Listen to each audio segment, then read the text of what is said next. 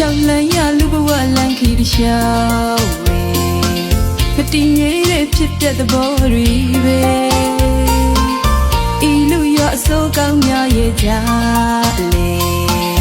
送对人里苗得住嘞，过月切的人，过想你的可以，别读的阿妈你们，别路边为本东他们嘞。